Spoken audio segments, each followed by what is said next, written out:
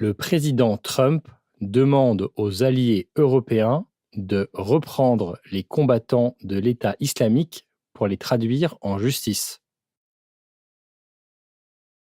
Les pays européens ont exprimé des doutes après l'annonce du président des États-Unis, Donald Trump, qui les a appelés à rapatrier et à poursuivre leurs citoyens engagés aux côtés de l'État islamique en Syrie. Plus de 800 combattants de Daesh, d'origine européenne, provenant principalement de France, d'Allemagne et de Grande-Bretagne, sont actuellement détenus par les forces soutenues par les États-Unis en Syrie.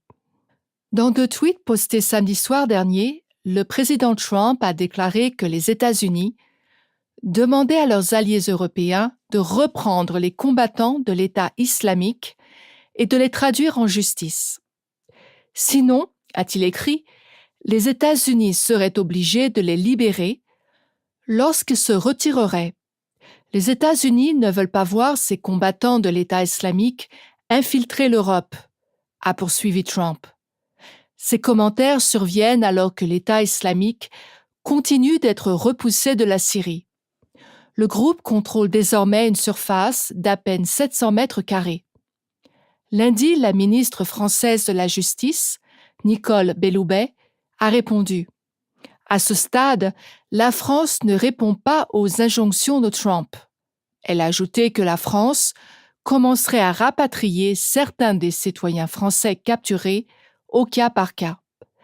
Le ministre allemand des Affaires étrangères, Heiko Maas, a déclaré pour sa part que juger les combattants de l'État islamique n'est sûrement pas aussi facile qu'on l'imagine en Amérique et qu'organiser des procès serait extrêmement difficile à réaliser, car il n'est pas simple de rassembler des preuves en provenance de Syrie.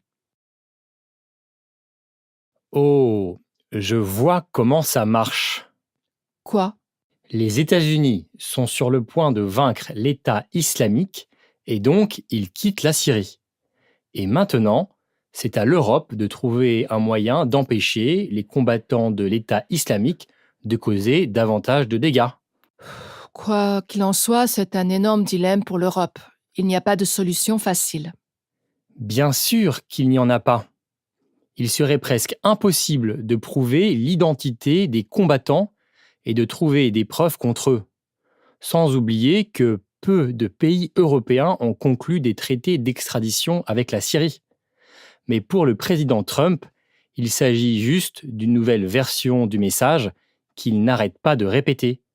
L'Europe doit faire davantage pour se défendre.